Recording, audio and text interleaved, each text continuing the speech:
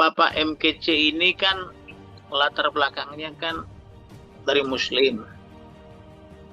Ayahnya seorang kiai, yaitu salah satu pemilik masjid di kampungnya.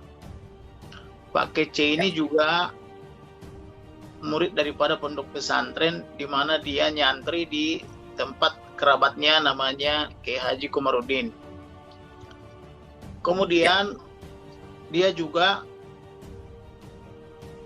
fasih berbahasa Arab, bisa membaca dan menulis sama mengucapkannya, sama menerjemahkannya. Ya. Dia juga lama di Arab Saudi dari tahun 9697, berkali-kali dia pulang pergi ke Arab.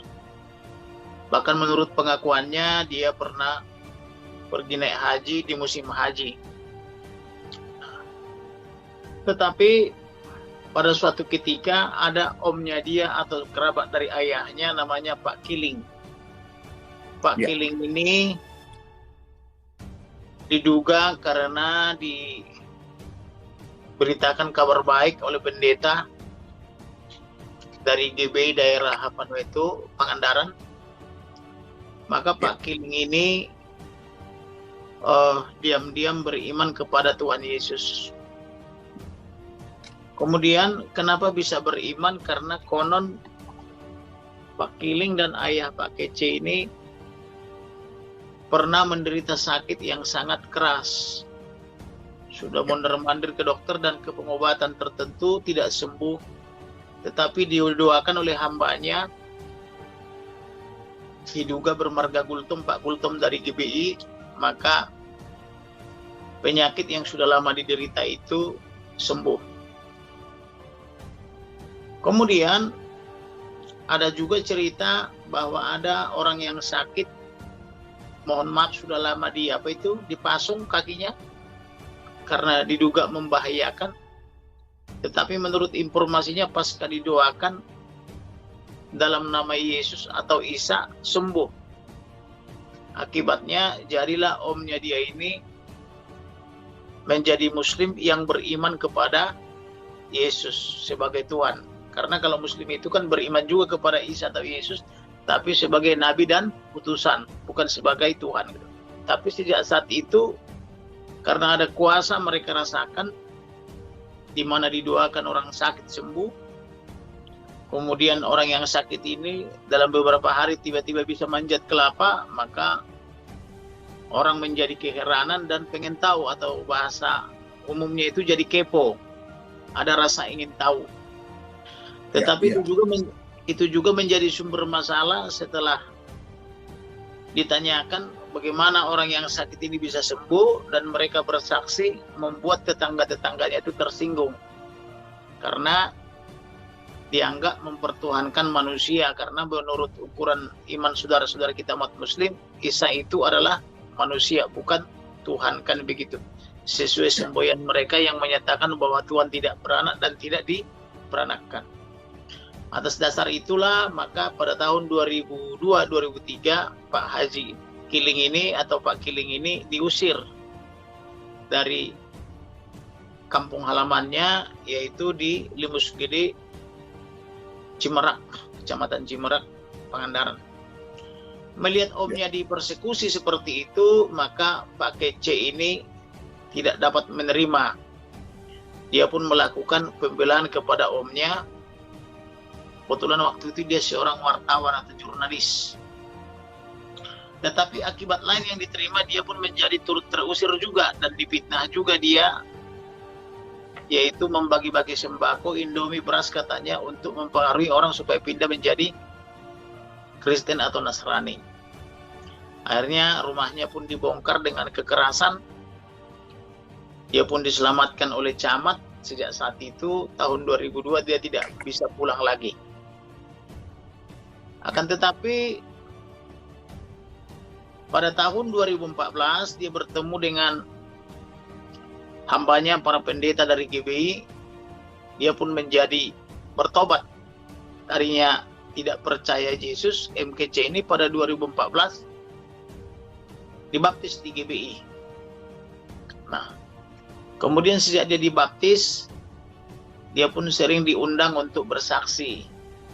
bersaksi di beberapa gereja, mulai dari Cikarang, Bekasi Kabupaten, Bekasi Kota, Jakarta Timur, Cempaka Putih, kemudian di Tangerang, Jakarta Barat, kemudian di mall, di hotel, hingga ke Bali sampai ke Lampung. Dia pun mendapat surat penugasan untuk penginjilan. Dia ada kartunya, 2 pengerja, ada juga sertifikasi berupa pendidikan non formal yang dia ikuti, sehingga dia dapat beberapa sertifikasi bersama istrinya, ada SOM 100, 200 atau KOM 100, 200. Awal dia menerima Yesus sebagai Tuhan, dia juga hampir bercerai karena istrinya masih di Arab. Sepulang istrinya dari Arab, mengetahui dia sudah dibaptis 2014, istrinya sempat tidak menerima karena istrinya juga seorang ibu haji, sudah 3 kali naik haji. Karena keluarga daripada ibu itu juga maupun keluarga daripada Pak KC kan masih Muslim tulen. Ya, iya. Kemudian semakin banyaklah keluarganya, termasuk anaknya juga menerima Yesus secara diam-diam. Jadi mereka beriman kepada Yesus tetapi tetap tampilan sebagai Muslim. Misalnya tetap berkerudung atau tetap menampilkan diri sebagai Muslim, karena di daerah tempat mereka itu belum bisa menerima adanya perbedaan agama, dan itu diterangkan oleh saksi-saksi juga. Ketika saya minta keterangan dari berapa puluh orang yang berasal dari Cimerat, mereka memang terang-terangan mengatakan bahwa di kampung kami itu belum bisa beragama selain Muslim, kan begitu. Itu sebabnya juga di pengadilan Pak KC memohon maaf kepada Ketua MUI, dalam hal ini kepada Bapak Dr. Khalil Nafis, kemudian kepada Bapak Dr. Ain Zainuddin dari NU, kemudian kepada Bapak Kiai Haji Otong dari Pangandaran. Dia meminta izin, saya mau pulang, sudah rindu kampung halaman, tidak bisa pulang sejak 2002 sampai 2022, artinya sudah 20 tahun. Saya rindu pulang tapi dengan kondisi sudah beriman kepada Yesus gitu loh. Dan pada akhirnya Bapak Dr. Ketua MUI Khalil Nafis maupun Bapak Dr. Ain Zainuddin maupun Pak Haji Otong pada akhirnya silakan karena hak setiap orang untuk beragama dan beribadah. Ya. Jadi itu terjadi di ruang sidang Pengadilan Negeri Ciamis gitu loh, karena dijamin oleh konstitusi dan dijamin oleh undang-undang dan juga merupakan hak asasi manusia begitu. Jadi di pengadilan itu juga saya beri kesempatan, saya memohon kepada hakim, karena kita orang timur, kita lewat saja dari gang rumah orang atau melewati kerumunan orang, kita harus permisi dan bilang maaf, kan begitu. Ya. Jadi saya bilang kepada Pak Kece, karena saudara-saudara kita umat muslim ini banyak yang tersinggung dengan kutipan-kutipan ayat Al-Quran, hadis, dan kitab kuning yang divideokan oleh Pak Kece. Walaupun tujuannya baik, tapi karena saudara kita tersinggung, ada baiknya juga menyampaikan permohonan maaf, kan begitu. Ya, sangat luar biasa sekali ya. Muhammad KC dapat membawa terang, membawa Injil kepada seluruh keluarganya dengan cerita yang disampaikan oleh pengacara dari Muhammad KC, yaitu Bapak Kamarudin Simanjuntak, menceritakan bagaimana Muhammad KC ini membawa seluruh keluarganya menjadi percaya kepada Tuhan Yesus, yang walaupun secara diam-diam mereka masih ber-KTP Islam, lalu juga masih mengenakan aksesoris Islam, karena di tempat mereka belum bisa diterima orang-orang Kristen. Padahal kan undang-undang mengatur itu, orang bebas memeluk agama dan kepercayaannya sesuai dengan apa yang diyakini. Ya, sepanjang dia meyakini agama yang diakui oleh pemerintah, maka itu sah. Ya, jadi ada suatu masalah di sini, di mana orang itu tidak boleh mengenakan aksesoris Kristen di tempat mayoritas Kristen. Nah, itu sebabnya Muhammad KC ini dan keluarganya masih mengenakan aksesoris Islam ya. Tetapi walaupun demikian, Tuhan tidak memperhatikan atau tidak melihat dan menilai aksesoris yang digunakan oleh seseorang, tetapi Tuhan menilai hati, dan ketika kita percaya kepadanya, Dia menyelamatkan kita ya. Karena Alkitab menjelaskan itu, setiap orang yang percaya kepadanya tidak binasa melainkan beroleh hidup yang kekal. Bukan persoalan pakaiannya berkopiah lalu juga berjilbab lalu aksesorisnya aksesoris agama tertentu tidak demikian, tetapi Tuhan melihat setiap hati kita, apakah kita sudah mengikuti Yesus. Jadi bukan mengikuti Yesus itu bukan dari aksesorisnya, tetapi dari hati kita dan keteladanan hidup kita bagi orang lain.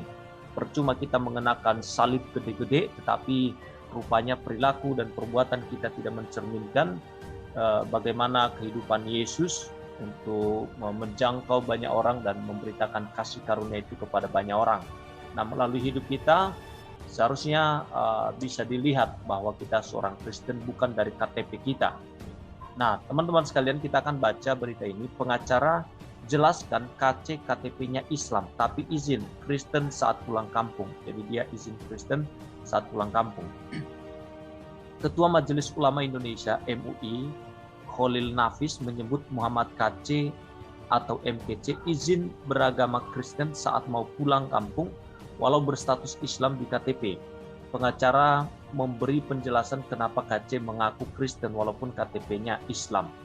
Pengacara KC Kamarudin Simanjuntak menjelaskan KC sudah diusir dari kampung halamannya di Desa Brujul, Limus Gede, Ciamis, Jawa Barat sejak 2002 yang lalu sampai 2003 karena KC kala itu diusir warga karena membela pamannya, Kiling, yang dianggap meresahkan.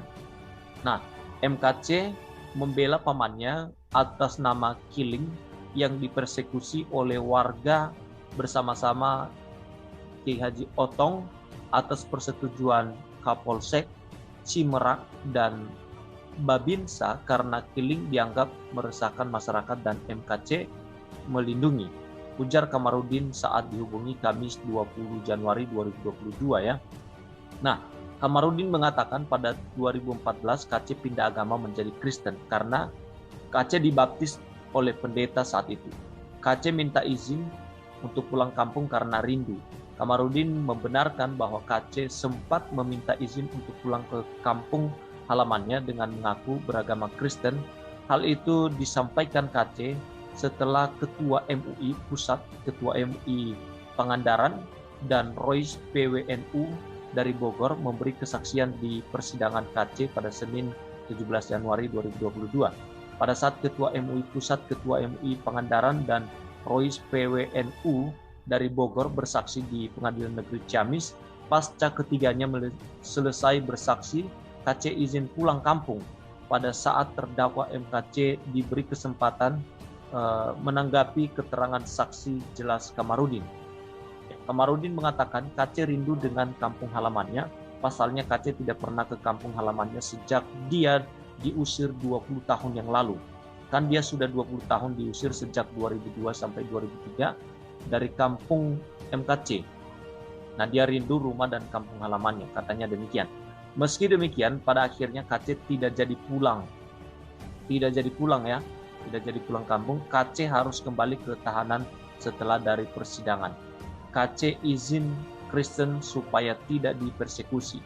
Lebih lanjut, Kamarudin mengungkapkan alasan KC izin beragama Kristen untuk pulang kampung saat persidangan itu. KC tidak ingin dipersekusi atau diusir saat pulang kampung. MKC minta izin pulang kampung halamannya ke Desa Brujul, Lisum Gede, Cimerak, Pangandaran sebagai penganut Nasrani dan mohon tidak diusir atau tidak dipersekusi karena imannya, kata Kamarudin. Nah, Kamarudin menjelaskan KC tidak ingin bernasib sama seperti pamannya yang bernama Kiling. Kiling saat itu pernah dipersekusi di kampung halamannya. Itu sebabnya dia minta izin pulang dengan beda agama. Jangan seperti Kiling, paman MKC, dipersekusi dan diusir serta disyahadatkan secara paksa. Nah, oke, teman-teman sekalian. Jadi itu yang disampaikan oleh pengacara Muhammad KC. Kamarudin Simanjuntak menjelaskan bahwa bahkan seluruh keluarga MKC secara bertahap mereka diam-diam menjadi pengikut Yesus. mereka mengaku Yesus sebagai Tuhan dan Juru Selamat dalam kehidupannya. Memang awal-awalnya mereka menolak ya kepercayaan daripada Muhammad Kece, terlebih istrinya ya, menolak Muhammad Kece, tapi lambat laun mereka juga menjadi pengikut Yesus karena kuasa daripada Roh Kudus bekerja di dalam kehidupan mereka ya. Oke, kita lanjutkan apa yang disampaikan dalam artikel ini yang dimuat di dalam detiknews.com ya, bahwa memang Muhammad Kece ini masih berKTP Islam, tetapi sebenarnya sudah berpindah keyakinan, dia sudah menjadi agama Kristen. Oke, kita lanjut ya teman-teman sekalian. Sementara itu Kamarudin turut menepis pernyataan Ketua MUI Khalil Nafis yang menyebut KC menafsir Al-Quran secara sembarangan dan tidak benar dalam membacanya. Kamarudin berdalih KC sekedar membaca Al-Quran serta terjemahan bahasa Indonesianya. Tidak benar MKC menafsirkan. Yang benar MKC membaca Al-Quran dan terjemahan bahasa Indonesia. Terbukti Al-Quran milik JPU sama dengan yang dibacakan oleh MKC. Mungkin komentar-komentar MKC yang Ketua MUI kurang setuju, kata kata Kamarudin Simajuntak. Sebelumnya Ketua MUI Khalil Nafis memberikan kesaksian dalam persidangan MKC atau atas kasus dugaan penistaan agama. Khalil menyebut MKC berstatus Islam di KTP tanpa izin beragama Kristen ketika pulang kampungnya. Nah, 2 hari saya menjadi saksi kebohongan dan penistaan agama MKC di Pengadilan Negeri Ciamis, memakan waktu 2 hari karena banyaknya pertanyaan daripada jaksa penuntut umum dan penasihat hukum. Juga pada kelanjutan sidang malam harinya terdakwa terganggu kesehatannya sehingga dilarikan ke rumah sakit, kata Khalil dalam keterangannya ya. Khalil mengatakan MKC menafsir Al-Quran secara sembarangan dan tidak benar dalam membacanya. Khalil menyebut apa yang dilakukan MKC menyimpang ya. Seperti halnya yang tersebar di YouTube, terdakwa menafsirkan Al-Quran serampangan sebagaimana cara bacanya awut-awutan. Celakanya ia menistakan pemahaman ulama kepada Al-Quran, menistakan kepada Islam dan Nabi Muhammad SAW, sekaligus menyebar suatu kebohongan. Menganggap kitab kuning membingungkan, katanya. Lebih lanjut, Khalil mengatakan MKC berstatus Islam di KTP tapi meminta izin menjadi Kristen ketika pulang ke kampungnya. Khalil menghargai hak setiap orang untuk berpindah agama, tapi menurut Khalil MKC tidak sepatutnya berdalil menggunakan ayat Al-Quran. MKC ini KTP-nya masih Islam tapi minta izin akan terus Kristen.